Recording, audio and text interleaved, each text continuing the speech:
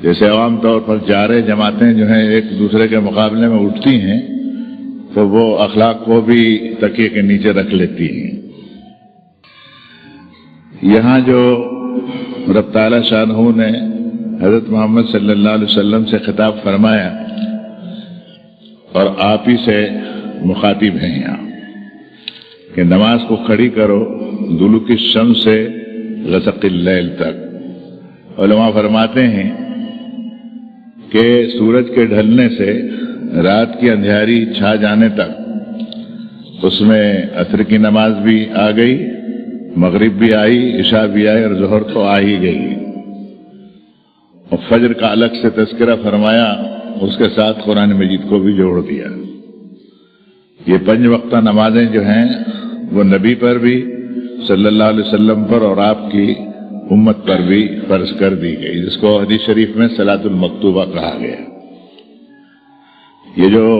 امت کا بے نمازی ہونے کا ڈھانچہ ہے، یہ رب تعالیٰ شانہ کے نزدیک اور اس کے نبی کے نزدیک کوئی اہمیت اور حیثیت نہیں رکھتا اور اس پر کوئی وعدہ بھی نہیں ہے۔ ترک صلاۃ کسی زمانے میں کسی نبی کی امت کے لیے اللہ تعالیٰ نے اس معاملے کو قبول ہی نہیں فرمایا۔ کچھ آیتیں سامنے رکھنی چاہیے۔ غالباً حضرت اسماعیل علیہ السلام کے بارے میں ہے کہ نماز خود تو قائم کیے ہوئے تھے ہی، کان یأمر اہلہ بالصلاۃ والزکاۃ، کہ اپنے اہل کو اور گھر بار کے لوگوں کو بھی برابر تاکید کرتے رہتے تھے نماز کی اور زکوٰۃ کی۔ سیدنا مسیح علیہ السلام جب حق کی گواہی دیتے ہیں زمانے کے اسرائیلی مسلمانوں کے سدھار کے لیے، تو ماں کی گود میں بھی وہ یہی بات کہتے ہیں کہ اوصانی بالصلاۃ والزکاۃ ما دمت حیا، میرے رب نے مجھے وصیت کی ہے کہ میں نماز قائم کروں اور زکوٰۃ کی ادائیگی کروں جب تک زندہ رہوں۔ اقامت صلاۃ میں رکوع اور سجود اور قیام کے تذکرے بھی قرآن مجید میں جگہ جگہ خاصان خدا کے لیے، اور خاصان خدا وہ جو انبیاء اور مرسلین کہے گئے اور ان کے ساتھیوں کو۔ اب یہ جاننا چاہیے کہ اوقات صلاۃ کا سلسلہ اس طرح امت کے لیے محمد صلی اللہ علیہ وسلم نے قائم فرمایا رب تعالیٰ شانہ کے حکم کے تحت، کہ فجر کی نماز سے لے کر ظہر تک کا خاصا وقت ہے کام کرنے کا۔ سماجی ڈھانچہ ایک دم چرمرا گیا ہے، اس لیے صبح لوگ سوتے ہیں،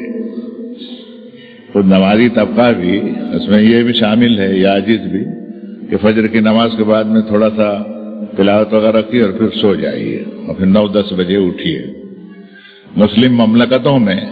جہاں آدھا پونا اسلام بھی قائم ہے، وہاں بھی سارے سرکاری دفتر فجر کی نماز کے بعد کھل جاتے ہیں، اور جہاں ظہر کا وقت ہوا تو الحمدللہ کام پورا ہو جاتا ہے۔ آپ یہ صلاۃ کا سسٹم کے اوپر اگر غور کریں تو پروردگار عالم کا انسانیت پر اتنا بڑا احسان ہے کہ ظہر سے لے کر عشاء تک جو ہے اس میں ایک شرنکھلا بنا دی نماز کی، فجر سے لے کر ظہر کا اتنا لمبا گیپ رکھا کہ ان لک فی النہار سبحا طویلا والی جو آیت ہے کہ دن میں تم کو مشغولیت بہت ہوتی ہے، یہ وقت برابر اس کے اوپر حاوی ہوتا ہے۔ لیکن بدنصیبی ہے لوگوں کی، اور اس میں ہم بھی شامل ہیں، کہ یہ ترتیب ہماری زندگی کی موجودہ سماجی ڈھانچے کے اندر رہی نہیں۔ یہ تو ہے کہ گویا سماجی بات ہوئی، لیکن جہاں تک دینی بات کا تعلق ہے، فجر کی نماز ہی امت میں سرے سے صحیح نہیں ہے۔ آپ دیکھ لیجئے شہروں میں جا کر کے، بمبئی کے سوا ہندوستان میں کہیں بھی میں نے نہیں دیکھا کہ فجر کی نماز صحیح ہے۔ کراچی میں ایک صف بھی پوری نہیں ہوتی، ٹوٹلی مسلم پاپولیشن ہے۔ یہ سوچنے کی بات ہے، جھانسے میں رہ کر کے دین کے بارے میں فیصلے کر لینا الگ بات ہے، اور خواب دیکھنا الگ بات ہے، اور اللہ کی مدد اور نصرت کا اندازہ لگا لینا تو کس طرح آتی ہے وہ الگ بات ہے۔ صلاۃ الفجر جو ہے یہ اللہ تعالیٰ کے نزدیک بڑی اہمیت والی نماز ہے۔ ایک ساتھی ہمارے کہتے تھے، اللہ ان کو غریق رحمت کریں، کہ جس کی فجر کی نماز صحیح وقت پر ہے اس کی ساری نمازیں سیٹنگ اس کا برابر ہوگا، اور جس کی فجر کی نماز ٹھیک نہیں ہے پھر اس کی کوئی نماز جو ہے وہ سیٹنگ نہیں ہوتی، وہ لڑکھڑاتے رہتی ہے۔ تو یہاں پر فجر کی نماز کا بھی ذکر فرمایا، اور حدیث شریف میں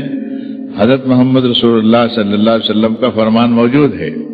کہ جبریل علیہ الصلوۃ والسلام اس کا ڈیزائن بتانے کے لیے ایک مرتبہ اس طرح تشریف لائے کہ ساری نمازیں اول وقت میں پڑھا لی، فجر کی، ظہر کی، عصر کی، مغرب کی اور عشاء کی، اور دوسرے دن تشریف لائے تو آخری سرحدی وقت کے اوپر اس کو سیٹ کر دیا اور پڑھ کے بتایا۔ دونوں نے پڑھا، فرشتے اعظم نے بھی نماز پڑھی، رسول اعظم نے بھی نماز پڑھی۔ سیٹنگ ہو گیا نماز کا کہ کس نماز کے اندر بٹوین ٹو پرائر،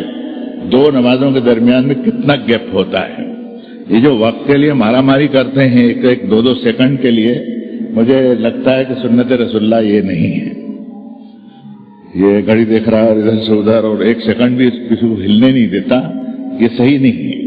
اس کے اوقات کا سیٹنگ جو حدیث شریف کے اندر ہے اس میں ظہر میں تو خاصا وقت مل جاتا ہے، عصر کی نماز جو ہے وہ ایسی ہے کہ اس کے لیے تو خاص طور پر علماء فرماتے ہیں کہ اس میں فجر بھی شامل ہے کہ حافظوا علی الصلاۃ والصلاۃ الوسطی وقوموا للہ قانتین، نمازوں کی نگہداشت کرو، چھان پھٹک کرو، اس کی حفاظت کرو، جیسے آل اولاد کی، مال کی، عزت کی، صحت تندرستی کی، کاروبار کی حفاظت کرتے ہو، نماز کی بھی حفاظت کرو، اور خاص طور پر بیچ کی نماز کا خیال زیادہ رکھنا۔ اور بیچ کی نماز میں علماء دونوں طرف گئے ہیں، عصر کو بھی بیچ کی نماز بتاتے ہیں اور صلاۃ الفجر کو بھی۔